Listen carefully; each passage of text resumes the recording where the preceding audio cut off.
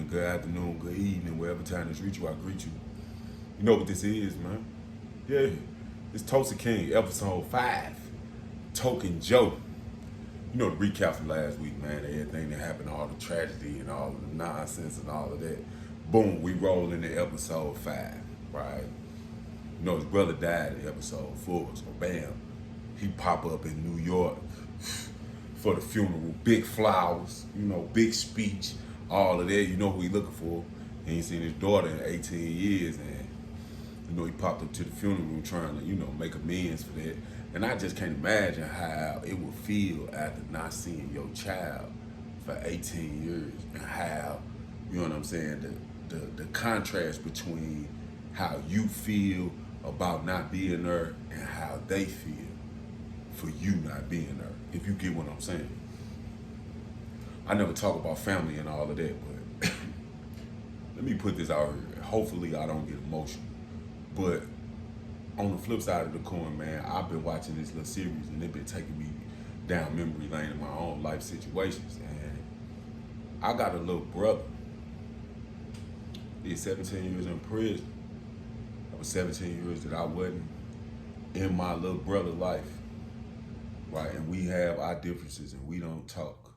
So I completely understand like that aspect of the script, that part of the story, like the distance between both of them, right?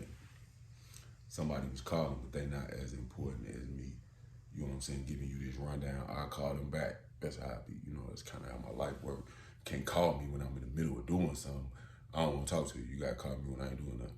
So I understand that, like, because how I feel about being away from my brother for all that time is not the way he feel about it. You know what you get what I'm trying to say to you? Like, it's an emotional little subject for me, but me and my brother don't rock, and it's just how it's gonna be. The scene switch. I had to take notes. Forgive me. I be doing so much stuff. I be having to take notes so I can remember what parts of this that really caught my attention. And the biker dudes is locked in with the police. I can't believe it. Well, I can, right? Because it's Tulsa, right? It ain't a big city, but you know what I'm saying? It's a city, and the boys be kind of, the ones who do dirt be locked in with the ones who do dirt, if you get what I'm saying. If you get what I'm saying, you know what happened? Yep, they locked Tyson up. They locked Tyson up. Then the scene switch. They had dinner. Dwight took the whole family out for dinner. He's sitting at the table with all these people he ain't seen in so many years. They going around the table, and then his daughter, she shoot her a little shot at him. You ain't been around. What's the reason you been around now? You know how they treat you when you been gone, but you left for something else. That's why I say this bring up memories for me, because I've been to prison, and when I used to go around my family, I no longer go around them because I can't take that type of energy. But when I used to go around them, they used to try to treat me the same way, like it was my fault that I went to jail. Though it was my fault. I'm not saying that it wasn't my fault. I did that. I went to jail for. But at the same time, that was the lifestyle that I was living, and they knew I was living that lifestyle while I was living it, and they didn't leave me alone then. That's the only part about it that just throw me off, right? You was cool with me living the lifestyle until I ran into the consequences. Then you jump ship. So you got to stay gone. You know what I'm talking about? Daughter wasn't having it. I'm talking about no type of way. She wasn't having it. They did what they did. And then it go back to Tyson. He in jail. He got a potty. Yeah, he never been locked up before, right?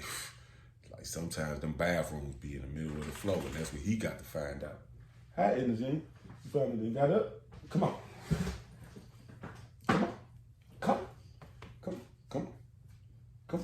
on. So you can tell him about Tyson giving the police the code to his phone because he got a potty, because he didn't want a potty in front of all them people.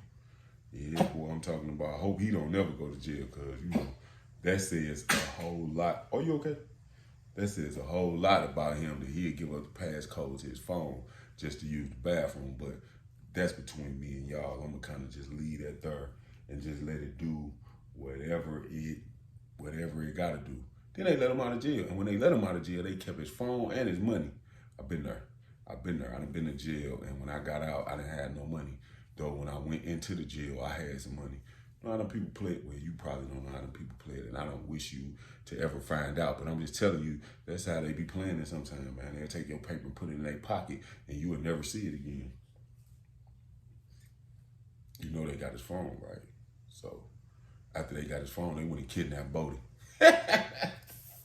Thought he would fold under questioning, and he did. He told them people everything that he knew, but due to the fact that he's so separated from what be going on, he don't really know too much to be giving out no information.